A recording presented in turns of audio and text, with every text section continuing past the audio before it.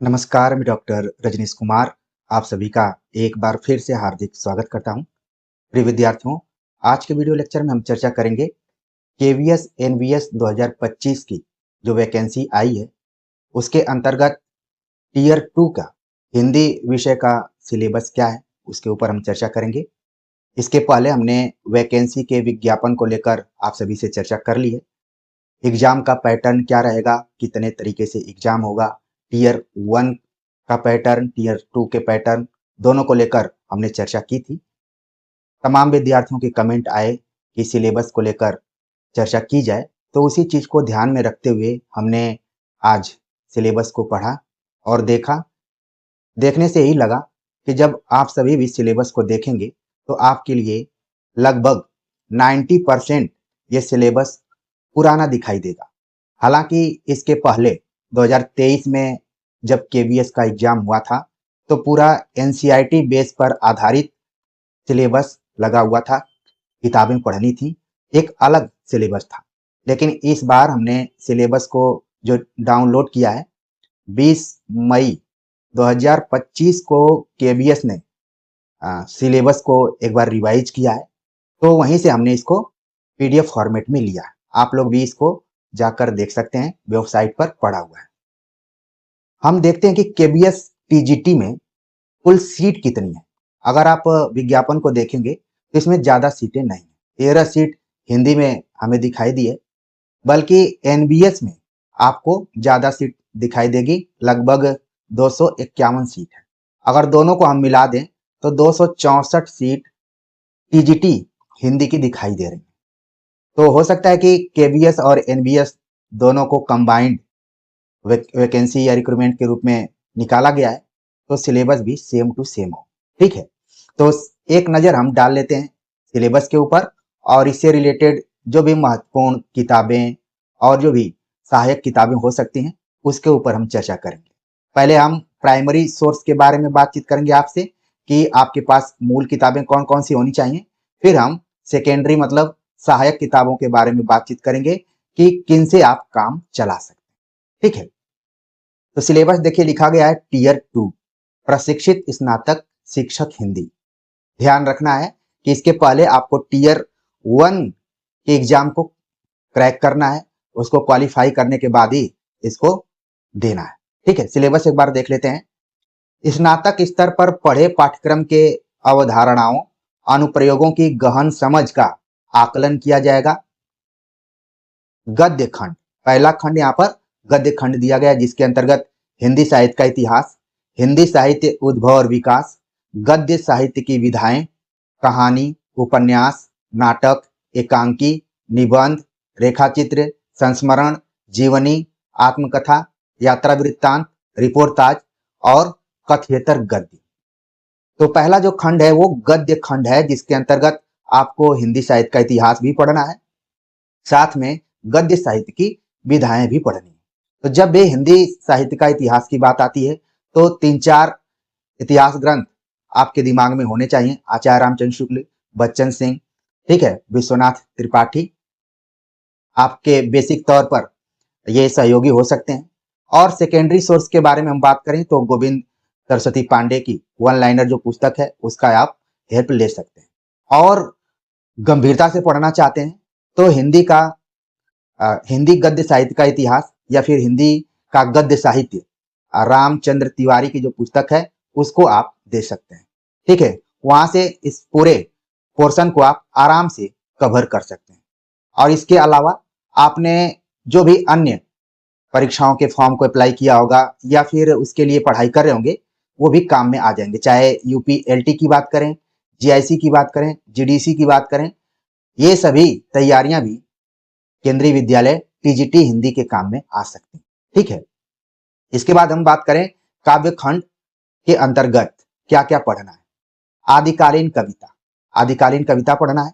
भक्ति काल, सगुण, निर्गुण, सूफी काव्य, रीति काल की कविता, फिर आधुनिक काल की कविता, भारतेंद्र युग, द्विवेदी युग, छायावाद, प्रगतिवाद, प्रयोगवाद, नई कविता, समकालीन कविता।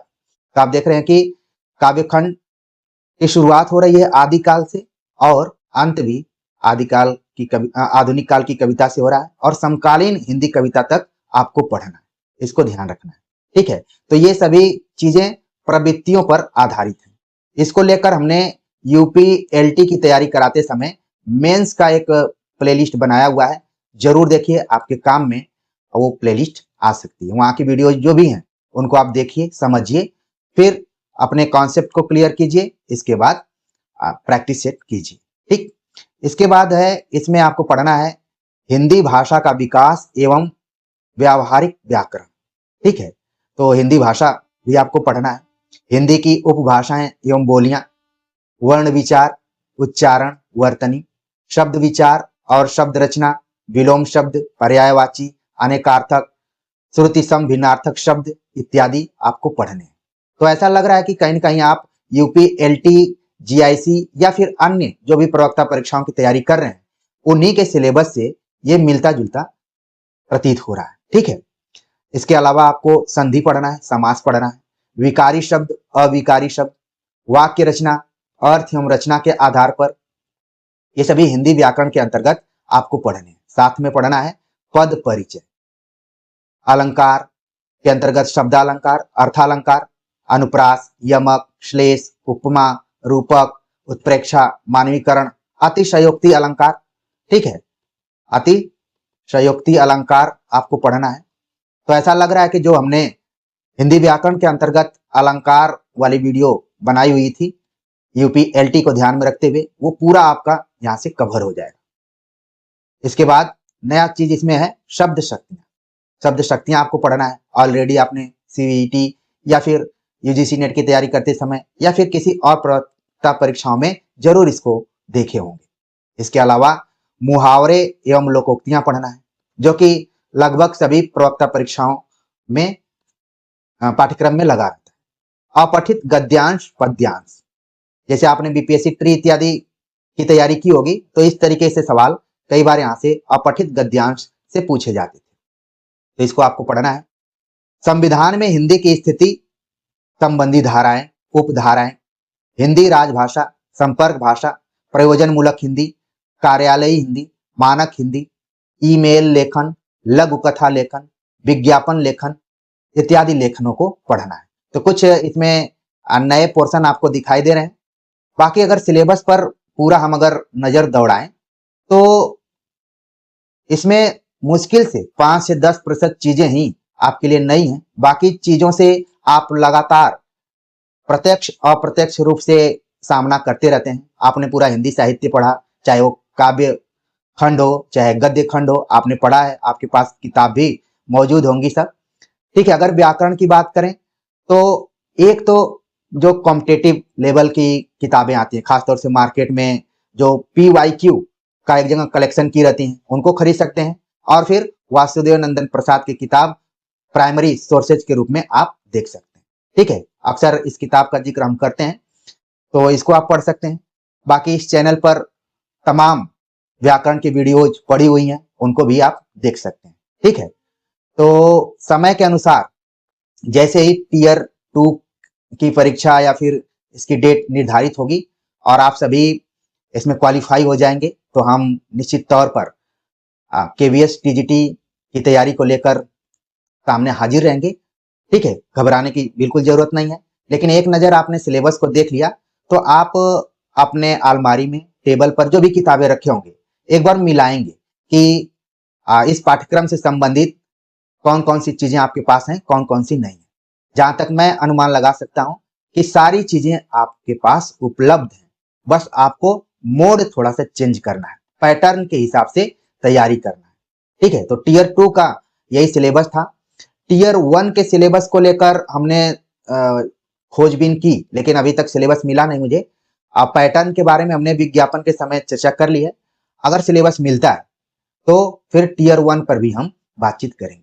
तो प्रिय विद्यार्थियों, अगर आप KVS TGT NVS TGT की तैयारी कर रहे हैं तो इस तरीके से आप देख सकते हैं कि आपका सिलेबस क्या है। बस आपको नए मनोबल के साथ, नई मानसिक स्थिति के साथ आपको तैयारी में लगना है। सारी चीजें आपके लिए पुरानी ही है, कुछ नया नहीं है। बल्कि 2023 में सिलेबस बहुत टर्न लिया हुआ था, उसमें एनसीईआरटी की बेसिक किताबें लगी हुई थी, मूल किताबों को पढ़ना था, तो वो सिलेबस थोड़ा सा कठिन था। तो यही सिलेबस रहा। आप सभी के कमेंट का हम इंतजार करेंगे। मिलते हैं एक नए टॉपिक के साथ, तब तक के लिए नमस्कार।